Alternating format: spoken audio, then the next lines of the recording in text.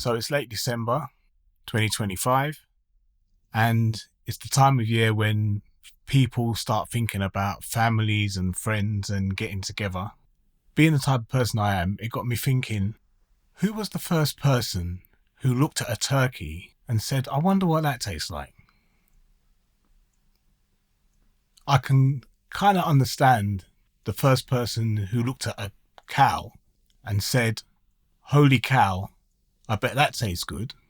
And of course, there's some people who agree with the first part of the statement. And then there's another bunch of people who agree with the second part of the statement.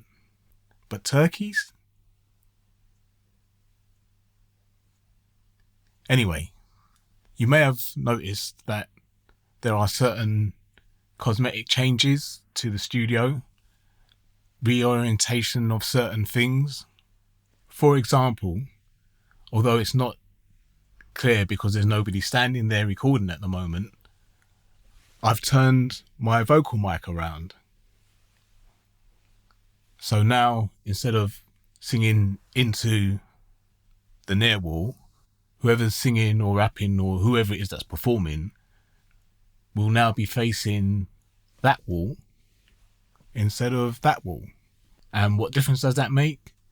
Well, there's a large amount of absorption behind the vocalists here, and there's some absorption on this side. You can see I have one of the GIK monster traps up here, and I've also got something hung on the back of the door, which of course is normally closed during recording and mixing.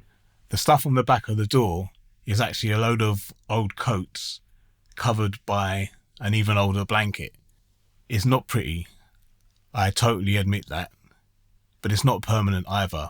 What I'm hoping to do at some point in the new year, should things work out, is get some more of these monster traps, put one on the back door and put 2 or 3 above me, which brings me to the pachyderm in the enclosed space, my acoustics treatment. Now, I've mentioned it before in another video. If I didn't have all of this stuff in here, this room would not be suitable for any kind of audio work. But as it turns out, with all this stuff in here, it's actually not too bad. The reason I don't have anything on the ceiling is because I need to get in a professional to do it. If you've ever lived in one of these 1930s houses in England, or probably in Scotland and Wales as well, I don't know, but certainly in England, you'll know that sometimes the ceilings and even the walls were done with lath and plaster, which is basically thin slats of wood covered with plaster. And usually they'd put something like horsehair in the plaster to try and keep it together while it was drying on these thin slats of wood. Now, they were fine for 1930s technology, I suppose, but if you want to hang anything from one of those ceilings, there's a good chance that you're going to bring the whole ceiling down. So because I'm not a builder and I don't have that type of experience or indeed the tools to cope with something like that, I'm going to need to bring in a professional to ensure that anything that goes up on the ceiling stays up on the ceiling.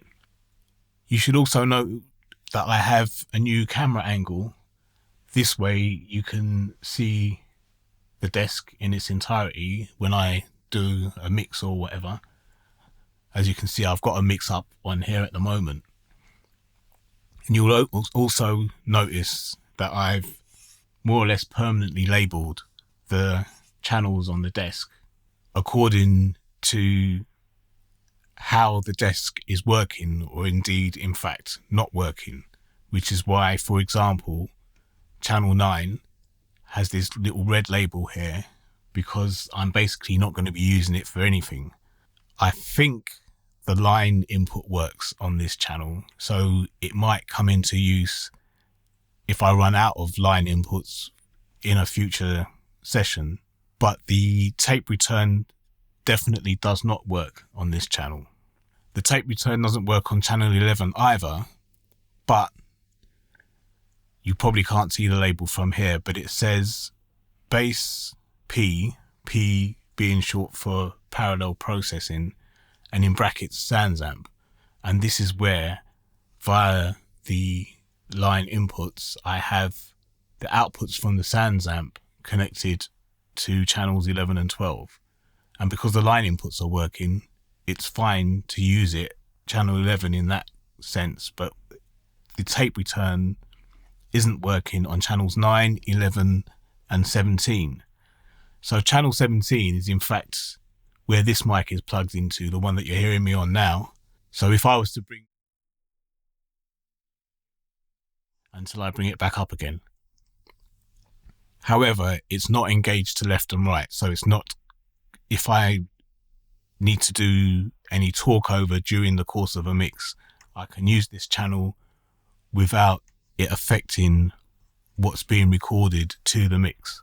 So I can do a video, for example, and have a mix up on the desk and it won't be a problem. I've actually labeled it as talkback because when I'm not doing videos, I can use it as a talkback mic. So yeah, I've changed a few things around and there are a few more changes to come in the new year. If I attain or do something that's interesting, I'll try and make sure that I do a video about it, because I know that the amount of content I do is quite low. It's because I'm not really a YouTuber. I'm not really very good at talking about certainly myself. However, I think it's important, if I'm going to keep the channel going, that I need to put up something. So I'm going to try and get out at least 2 videos a month over the next 12 months, and then we'll see where it goes from there. Whatever you believe or don't believe, I hope you have a good time over the next few weeks. Thanks for watching. I'll see you next time or not. And either way, I hope you do something that makes you happy.